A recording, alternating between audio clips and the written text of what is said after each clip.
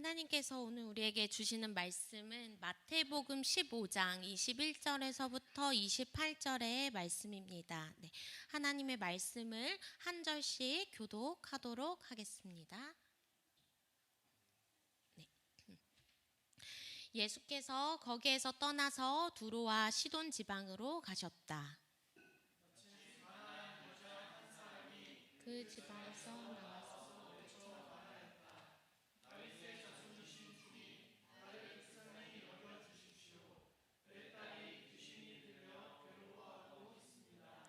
그러나 예수께서는 한마디도 대답하지 않으셨다.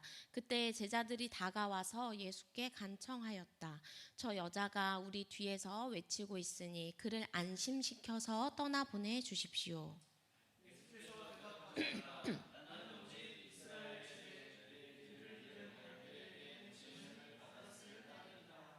그러나 그 여자는 나와서 예수께 무릎 꿇고 간청하였다. 주님, 나를 도와주십시오.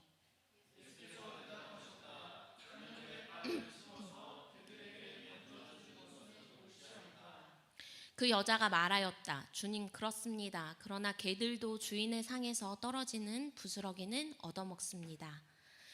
그제서야 예수께서 여자에게 말씀하셨다. 여자여, 참으로 내 믿음이 크다. 내 소원대로 되어라. 바로 그 시각에 그 여자의 딸이 나았다. 아멘.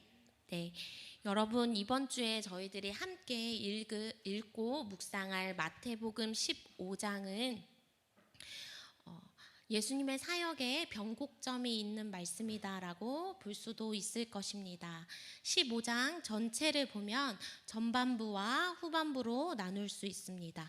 전반부에는 오늘 저희가 읽은 것과 같이 유대인들의 지도자들이 보는 예수님, 그리고 후반부에는 이방인들이 보는 예수님을 대조적으로 이렇게 비교해서 볼 수 있습니다. 이 부류의 다른 시선과 믿음은 예수님 사역에 변곡점을 주었습니다. 먼저 전반부에 예수님에 대한 유대인들의 배척이 점점 더 심해지는 것을 우리는 볼 수 있습니다. 1절부터 20절의 말씀을 여러분이 읽다 보면은 서기관들과 바리새인들이 예수님과 일종의 신학 논쟁을 하는 모습들을 발견하실 수 있을 것입니다.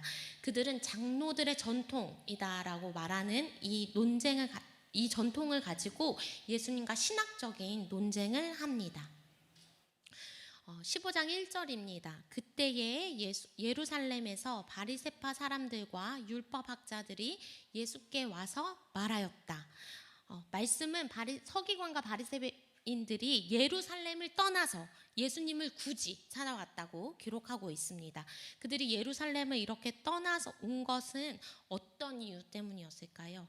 율법에 대해서 아니면 예수님이 진짜인지 궁금해서가 아니었습니다. 바리새파 사람들은 이미 자신들이 가지고 있는 이 신앙의 기준에 예수님의 제자들이 약간씩 어긋나는 것이 불편했고, 이것을 예수님과 논쟁하기 위해 굳이 예루살렘을 떠나 예수님에게까지 찾아왔습니다. 그래서 그들이 예수님께 따집니다. 당신의 제자들이 어찌하여 장로들의 전통을 어깁니까? 장로들의 전통이 무엇일까요? 당시에 율법에 능통한 사람이나 아니면 랍비들은 율법을 해석할 수 있는 그런 권위를 가졌었습니다. 그래서 그 사람들이 해석한 율법들은 또 다른 구전율법, 할라카라고 불리는 구전율법으로 전승되었고, 유대인들은 대율법을 지키기 위한 아주 세부적인 사항들을 중시했습니다. 그래서 때로는 이 장로들의 전통을 잘 준수하면 유대인들에게 의롭다, 거룩하다라고 칭해지기도 했습니다. 따라서 유대인들의 지도자들은 이 율법을 지키기 위한 세부 사항을 어기는 제자들의 행동이 눈에 가시처럼 보였습니다. 때로는 우리가 가지고 있는 그런 종교적인 의식이나 행위들, 있습니다. 우리에게도. 그런데 때로는 이 의식이나 행위들이 율법의 말씀의 의도보다 앞설 때가 있습니다. 그래서 어느새 이제 그런 우리들의 종교적인 의식과 행위들이 하나님을 만나는 데 도움을 주기보다는 하나님께 나아가는데 장애물이 되기도 합니다. 이 당시에 유대인들과 유대인들의 지도자도 그랬습니다. 종교적인 의식과 행위가 나를 깨끗하고 거룩하게 하지 않음에도 불구하고, 마치 이제 이 종교적 의식과 행위는 사실은 마중물과 같아서 하나님을 만나는데, 그리고 하나님을 기억하고 내 마음을 좀 정비하는데 도움을 주기는 하지만 그 행위 자체가 내 자신을 거룩하게 하거나 하나님의 율법보다 앞서지 않습니다. 그런데 오로지 이 의식에 얽매여서 논쟁하는 유대인들의 지도자들, 거기에 이렇게 몰입되어져 있고 함몰되어져 있는 유대인들의 지도자들을 향해 예수님이 오히려 책망하십니다. 15장의 상반부를 보면 예수님이 3번이나 이야기하십니다. 그러면 너희는 어찌하여 너희들의 전통 때문에 더 큰 하나님의 계명을 어기고 있느냐? 너희는 너희의 전통 때문에 오히려 하나님의 말씀을 폐하기도 한다. 그들은 이사야의 말씀을 가지고 빗대어서 예수님께서는 마지막으로 그들이 사람들의 훈계를 교리로 가르치며 나를 헛되이 예배하고 있다라고 예수님께서 3번이나 책망하시는 것들이 15장 3반부에 기록되어져 있습니다. 예수님은 오히려 장로들의 전통이 하나님을 잘 믿는 수단이 되어야 하는데 그것이 하나님께 가까이 가게 하지 못하고 장애물이 되는 것에 대해서 안타까워하시고 슬퍼하셨습니다. 우리가 거룩한 삶을 살기 위해서는 이런 종교적인 의식과 행동을 행해야 하는 것을 넘어서 그 우리의 행위 안에 존재하고 계시는 하나님을 붙들어야 합니다. 로마서 말씀의 그 12장 2절에 보면은 너희는 마음을 새롭게 함으로 변화를 받아라 라고 기록되어져 있거든요. 그러니까 행위와 의식보다 우리의 마음이 먼저 새롭게 되는 것이 중요하다. 그래야 우리가 거룩해질 수 있다라고 성경은 분명히 말합니다. 15장 상반부를 통해서 우리가 계속적으로 읽다 보면 무엇을 발견할 수 있냐면 유대인들의 지도자와 예수님의 갈등이 신학적 논쟁을 넘어서서 점점 갈등이 심화되고 있구나. 이 갈등의 심화들이 나중에 십자가로 고발하는 것까지 나아가는데 그 심화되고 있다는 것들을 15장 상반부를 통해서 우리는 또 발견할 수 있습니다. 그 종교적 갈등과 자신들이 지키고 있는 장로들의 전통 때문에 유대인들은 오히려 그 신념으로 인해 예수가 메시아 곧 그리스도라는 사실을 계속 잊고 있습니다. 그런데 15장 상반부를 넘어서 후반부 첫 시작점에 유대인들의 지도자와 대비되는 사람이 등장하니 그녀가 바로 오늘 우리가 읽은 말씀의 주인공 가나안 여인입니다. 오늘 우리가 읽은 말씀의 서두에서 이렇게 기록되어져 있습니다. 예수께서 거기에서 떠나서 두로와 시돈 지방으로 가셨다. 지도를 보면 예수님이 두로와 시돈 지역은 이렇게 여기 위쪽이거든요. 더 이방 땅으로 예수님이 올라가신 것이 이제 성경에 기록되어져 있습니다. 유대인들에게는 굉장한 이방 지역이었습니다. 그리고 이 여인을 성경은 가나안 여인이라고 기록한 것으로 봐서 아주 오래 전통적으로부터 이방 땅으로 칭해진 그 지역에 예수님이 가신 것으로 우리가 보여집니다. 이 여인은 예수님이 오신다는 소식을 듣고 이방 여인임에도 불구하고 멀리서 달려와 큰 소리로 외칩니다. 성경이 이렇게 기록되어져 있습니다. 다윗의 자손이신 주님, 나를 불쌍히 여겨주십시오. 내 딸이 귀신이 들려 괴로워하고 있습니다. 단순히 한 번 말한 것이 아니라 여기 외쳐 말하였다라고 번역된 이 성경 말씀의 원어를 보면 계속해서 울부짖었다라고 직역할 수 있습니다. 그러니까 그녀가 한 번만 말한 것이 아니라 멀리서부터 예수님을 발견한 순간부터 계속해서 울부짖으며 다윗의 자손이신 주님, 나를 불쌍히 여겨주십시오라고 외친 것입니다. 우리가 주목할 것은 이 부분입니다. 다윗의 자손이신 주님, 그녀가 예수님을 부른 호칭입니다. 앞서 말한 것처럼 그녀는 이방 땅 가나안의 여인이었는데 예수를 다윗의 자손이라고 호칭하고 있습니다. 다윗의 자손이라는 것이 무엇일까요?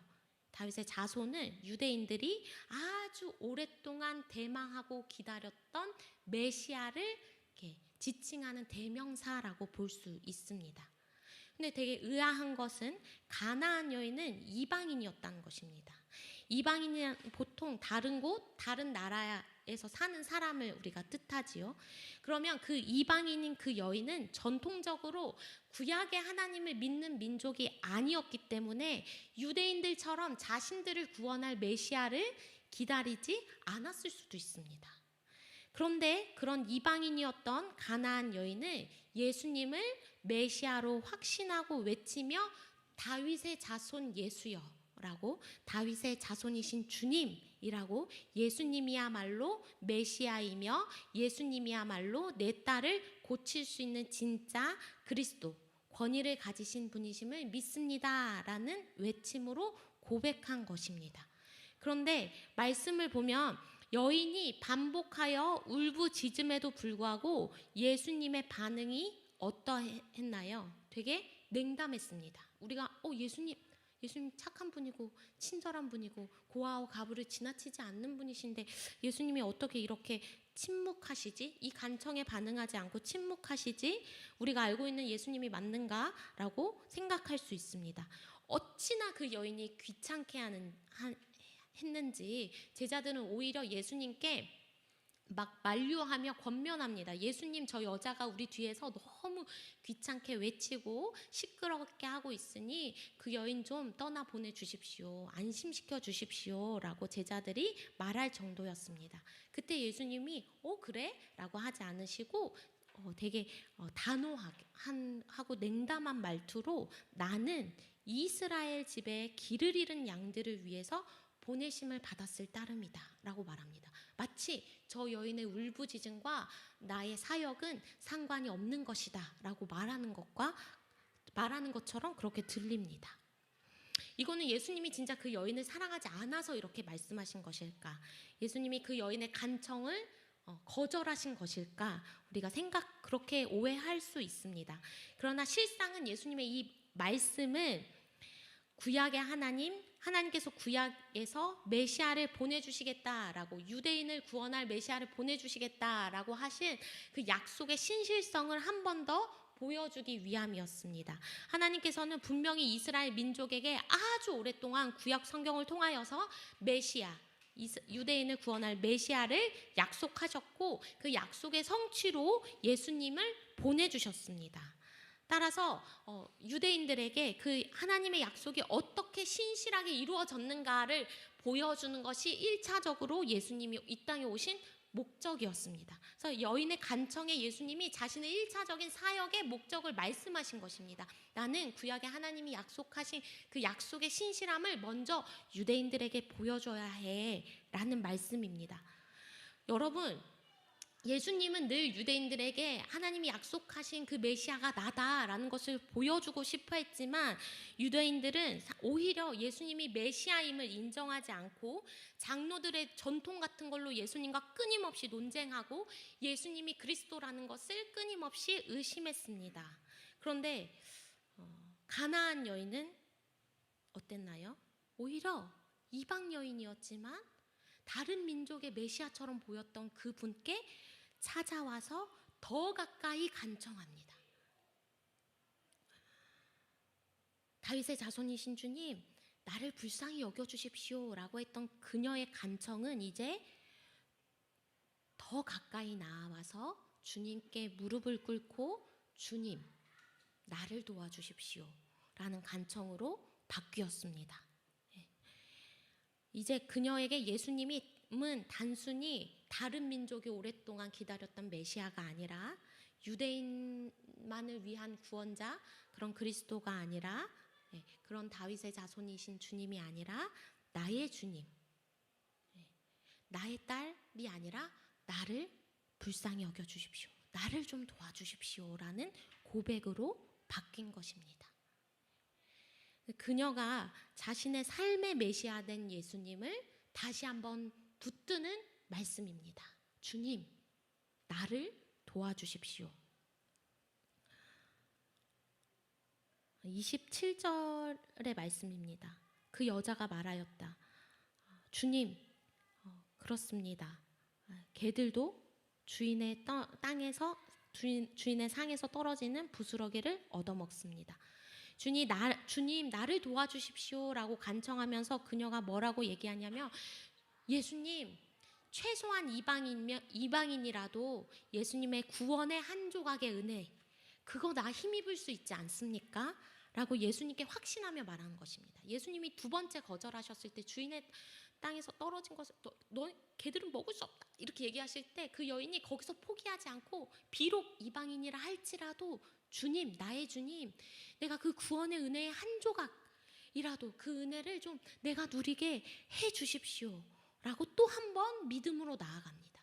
그때 예수님이 그녀의 믿음을 보시고 그녀의 믿음을 인정합니다. 여자여, 너의 믿음이 참 크다. 예수님의 사역에 보면 이방인으로서 예수님 앞에 믿음을 칭찬받은 두 사람이 나오는데, 첫 번째는 백부장, 자신의 신하를 고쳐달라고 했던 백부장. 굳이 우리 집에 오지 않아도 예수님 말씀만으로도 나의 신하를 고칠 것을 내가 확신합니다 라고 고백했던 백부장의 믿음. 두 번째는 이 가나안 여인의 믿음. 예수님께서 자신의 사역 기간 동안 이방인의 믿음을 두 번 칭찬하신 모습 중에 하나입니다. 여인의 어떤 믿음이었습니까?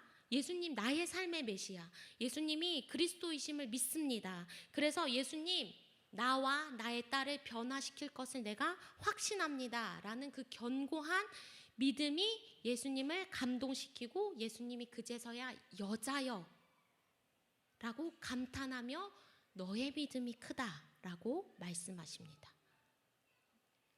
이방인이었던 가나안의 그 믿음의 고백의 기록들은 그 딱 15장의 딱 중반부에 위치하면서 예수님 사역의 변곡점을 보여줍니다. 그 24절의 말씀과 같이 예수님이 나는 이스라엘 집에 길을 잃은 양들에게 보내심을 받았다라고 예수님이 스스로 말씀하셨음에도 불구하고, 여인의 고백을 통하여 15장 후반부에는 예수님께서 이방인들을 위해서 사역하시는 모습들이 쭉 기록됩니다. 그 여인의 사건 이후에 예수님은 어느 지역에 가시냐면 데가볼리 지역으로 가셨다라고 동일한 사건을 기록한 마가복음 7장 31절에 기록되어져 있습니다. 예수께서 다시 두로 지역을 떠나 시돈을 거쳐서 데가볼리 지역 가운데를 지나 갈릴리 바다로 오셨다라고 기록합니다. 그 지도를 보시면 파란 화살표를 따라 두로와 시돈으로 올라가셨다가 다시 파란 화살표를 따라 쭉 밑으로 내려오신 것이죠. 그렇죠? 쭉 밑으로 내려오셔서 데가볼리 지역으로 가신 것입니다. 예수님이 데가볼리 지역에서 어떤 사역을 하셨나요? 데가볼리 지역에서 뒤따르는 무리들 중에 병자들을 고치신 사역이 기록되어져 있습니다. 그래서 무리는 말 못하는 사람이 말을 하고, 지체장애인이 성한 몸이 되고, 걷지 못하는 사람이 걸어다니고, 눈먼 사람이 보게 된 것을 보고 놀랐고 라고 기록하고 있거든요. 예수님이 말 못하는 사람들, 지체장애인들, 걷지 못하는 사람들, 시각장애인들을 고쳐주신 사건이 가나안 여인 사건 이후로 바로 붙어서 기록되어져 나옵니다. 그런데 중요한 것은 그것입니다. 예수님께 고침을 받고 그 사건들을 목격한 사람들이 동일하게 어떻게 고백하고 있냐면, 이스라엘의 하나님께 영광을 돌렸다. 자기의 하나님이 아닌 거죠. 그러니까 아마도 이방인들이 모여 있었고 이방인들이 고침을 받았을 것이다 라고 추측합니다. 그러니까 예수님이 이방인들이 많은 곳에서 고치시자 이들이 이스라엘의 하나님 참 하나님이시구나 라고 찬양하는 것이죠. 이 모습은 마치 앞서 말한 그런 바리새파 지도자들과 바리새인들과 좀 다른 반응처럼 보입니다. 그 마태복음 12장에 예수님이 동일하게 무리를 고치셨을 때 기록된 말씀이 나오거든요. 마태복음 12장 23절에서 24절의 말씀입니다. 예수님께서 무리를 고치시자 무리가 모두 놀라서 말하였다. 이 사람은 다윗의 자손이 아닌가. 그러나 바리새파 사람들은 이 말을 듣고 말하였다. 이 사람은 귀신의 두목 바알세불의 힘을 빌리지 않고서는 귀신을 쫓아내지 못할 것이다.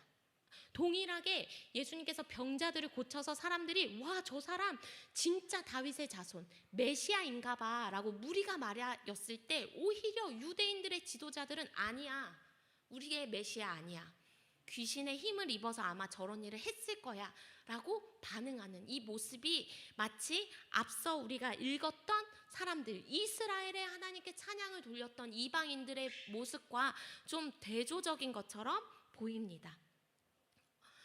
15장 후반부에 또 가면 이런 사건이 기록되어져 있습니다. 예수님은 병자들을 고치신 이후에 또 이방 지역에서 떡 7개와 작은 물고기 몇 마리로 4,000명을 먹이신 사건이 기록되어져 있습니다. 우리가 오병이어의 기적, 보리떡 5개와 물고기 2마리로 5,000명을 먹이신 사건은 잘 알고 있지만 사실 이 4,000명을 먹이신 이적은 우리가 잘 모르거든요. 근데 예수님께서 바로 이방인 사역에 뒤이어서 어떤 일을 하시냐면 이방 지역에서 4,000명을 먹이신 것입니다. 가나안 여인이 분명히 앞에서 저는 주인의 상에서 떨어진 작은 한 조각의 구원의 은혜만이라도 힘입고 싶습니다 라고 고백하였는데 그 은혜를 힘입어 이제 이방 사역을 시작하시는 예수님께서 어떻게 사역하시냐면 오히려 이방인들에게 직접 떡을 떼어서 먹이시는, 한 조각의 그 한 입의 은혜, 한 조각의 은혜가 오히려 모든 4,000명을 배부르게 하는 은혜로 변곡되어서 연주되는 모습들이 15장 후반부에 기록되어져 있습니다. 고침받은 이방인들이 이스라엘의 하나님께 영광을 돌렸고 떡을 받은 이방인들이 모두 배불리 먹었다라고 성경은 기록하고 있습니다. 마치 예수님이 유대인들의 메시아를 넘어서 이제 이방인들의 하나님, 나의 하나님, 모든 이방인들이 저 예수는 유대인의 메시아가 아닌 내 삶의 메시아이구나 라는 것을 인정하는 순간들입니다. 다시 우리가 여러분 15장의 가나안 여인의 고백을 좀 기억해 보도록 하겠습니다. 그녀가 처음 예수님께 나오면서 했던 고백은 다윗의 자손이신 주님이라는 부르짖음이었습니다. 이것은 유대인들이 메시아로 고백하던 분이 예수 당신이심을 내가 믿습니다라는 고백이었습니다. 그런데 이 고백은 그녀의 자신의 삶의 문제들과 실존들과 딱 맞닿는 순간 어떻게 변하였나요? 나의 주님, 나를 도와주십시오 라는 고백으로 바뀌었습니다. 그녀의 이러한 믿음의 고백은 마치 예수님이 이방인의 사역을 시작하는 변곡점처럼 보이기도 합니다. 우리의 삶을 다시금 좀 되돌아보면 좋겠습니다. 나에게 있어서, 우리에게 있어서 하나님은 누구의 하나님입니까? 성경에 기록된 메시아, 약속한 메시아, 아브라함, 모세, 그리고 다윗, 베드로, 바울의 하나님, 그분이 가나안 여인처럼 그 멀리 있는 분, 다른 사람이 고백하는 주님이 여러분 나의 삶과 나의 실존과 맞닿아서 우리도 주님, 나의 주님, 내 삶에 약속하심의 그 성취로 오신 것을 믿습니다. 예수님, 저 사람들의 주님이 아니라 기록된 하나님을 넘어 내 삶의 하나님으로 고백합니다 라고 우리가 고백하는 순간 예수님이 그 고백을 듣고 여자여, 네 고백이 크다 라고 감동하지는 않으실까요? 여러분 교회력에서 보면 부활절 이후로 성령 강림절까지를 우리가 뭐라고 부르냐면 부활절기라고 지칭합니다. 여러분 좀 낯선 절기일 수도 있지만요, 부활절기라고 지칭하며 그 부활절기에는 별명이 있는데 그 어떤 별명이 있냐면 기쁨의 50일이라는 별명을 가지고 있습니다. 그래서 여러분 잘 모르셨겠지만 전인철 목사님께서 주보에 부활절 셋째 주일 이렇게 기록하시거든요. 근데 부활 후 셋째 주라고 하지 않고요, 부활절 셋째 주일이라고 기록합니다. 그것은 부활이라는 사건이 과거의 사건이 아니라 그 기쁨의 50일 오늘 내내 매일매일 매년에 우리의 삶 속에서 현재적인 사건으로 이루어지고 있음을 고백하는 예배입니다라는 예배의 시작점입니다. 그 기쁨의 50일에 여러분 이제 우리가 십자가의 죽음을 넘어서 부활의 기쁨과 생명을 지금 이 50일 동안 누리고 있는 이 시기에 나의 신앙의 고백은 어떠해야 할 것인가? 나는 단순히 기록된 하나님, 다윗의 자손이신 주님을 넘어서 나의 주님으로 고백하고 있는가? 우리의 삶을 다시금 재조명했으면 좋겠습니다. 그리고 나의 그런 고백이 하나님 나라의 변곡점이 되고 있는가? 하나님 나의 고백이 그런 변곡점이 되게 해주십시오라고 우리가 소망하였으면 좋겠습니다. 그런 의미에서 우리가 잠시 묵상하면서 찬양을 한번 드리기를 원하는데요. 하나님 이 찬양을 통하여서 하나님 내가 이제는 나의 주님으로 그리스도를 고백하고 나의 삶과 고백이 하나님 나라를 위해 쓰여지게 해주십시오라고 고백하면서 우리 찬양해 보도록 하겠습니다.